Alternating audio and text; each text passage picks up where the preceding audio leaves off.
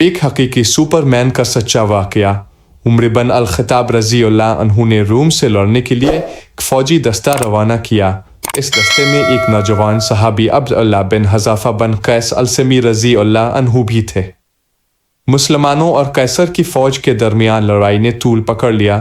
قیصر مسلمانوں کی بہادر اور ثابت قدمی پر حیران ہوا اور حکم دیا کہ مسلمانوں کا کوئی جنگی قیدی ہو تو حاضر کیا جائے۔ عبداللہ بن حذافہ کو لا کر حاضر کیا گیا، جن کے ہاتھوں اور پاؤں میں ہتھکڑیاں تھیں۔ قیصر نے ان سے بات چیت شروع کی تو ان کی ذہانت سے حیران رہ گیا۔ دونوں کے درمیان یہ مکالمہ ہوا: قیصر، نصرانیت قبول کر لے تو ماں رہا کر دو گا۔ عبداللہ: نہیں قبول کروں گا۔ قیصر: نصرانیت قبول کر لے، آدھی سلطنت تمہیں دے دوں گا۔ عبداللہ: نہیں۔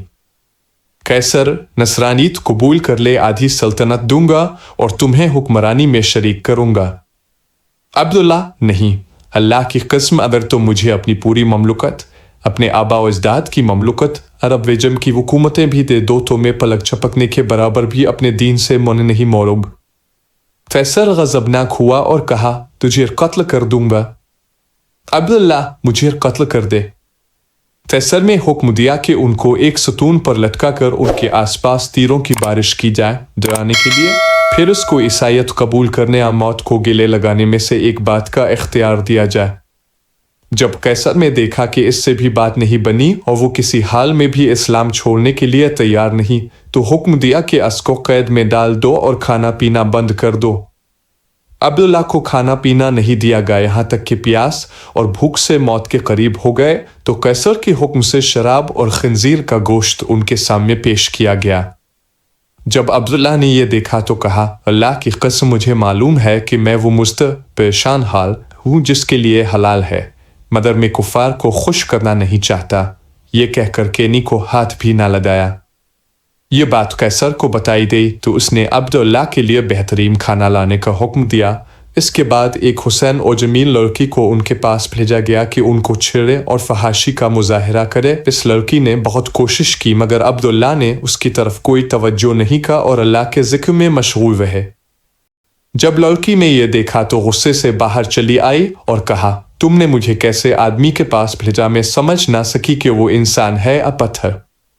اللہ کی قسم، اس کو یہ بھی معلوم نہیں ہوا کہ میں مذکر ہوں یا مؤنث۔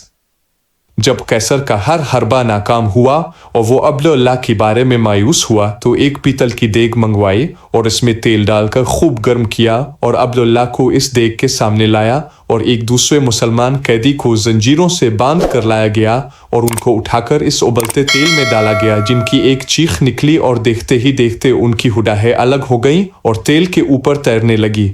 عبداللہ یہ سارا منظر دیکھ رہے تھے۔ اب ایک بار پھر قیصر عبداللہ کی طرف متوجہ ہوا اور نصرانیت قبول کرنے اور اسلام چھوڑنے کی پیشکش کر دی، مگر عبداللہ نے انکار کر دیا۔ قیصر غصے سے پاگل ہونے لگا اور حکم دیا کہ اس دیگ میں موجود تو اٹھا کر عبداللہ کے سر پر ڈال دیا جائے۔ جب قیصر کے کارندوں نے دیگ کھینچ کر عبداللہ کے قریب کی اور اس کی تپش کو عبداللہ نے محسوس کیا تو وہ رونے لگے۔ آپ کی ان خوش نصیب آنکھوں سے آنسو ٹپکنے لگے جن آنکھوں نے رسول اللہ کا چہرہ انور دیکھا تھا۔ یہ دیکھ کر قیصر خوشی سے جھومنے لگا اور کہا: عیسائی بن جا، معاف کر دوں گا۔ عبداللہ نے کہا: نہیں۔ قیصر: تو پھر رویا کیوں؟ عبداللہ: اللہ کی قسم، میں اس لیے رو رہا ہوں کہ میری ایک ہی جان ہے جو اس دیگ میں ڈالی جائے گی۔ میری یہ تمنا ہے کہ میری مصر کے بالوں کے برابر جانیں ہوں اور وہ ایک ایک کر کے اللہ کی راہ میں نکلے۔ یہ سن کر قیصر نے مایوسی کے عالم میں عبداللہ سے کہا: کیا یہ ممکن ہے کہ تم میرے سر کو بوسہ دو اور میں تمہیں رہا کروں؟ عبداللہ: اگر میرے ساتھ تمام مسلمان قیدیوں کو رہا کرتی ہو تو میں تیرے سر کو بوسہ دینے کے لیے تیار ہوں۔ قیصر: ٹھیک ہے۔ عبداللہ نے اپنے ساتھ دوسرے مسلمانوں کو رہا کرنے کے لیے اس کافر کے سر کو بوسہ دیا اور سارے مسلمان رہا کر دیے گئے۔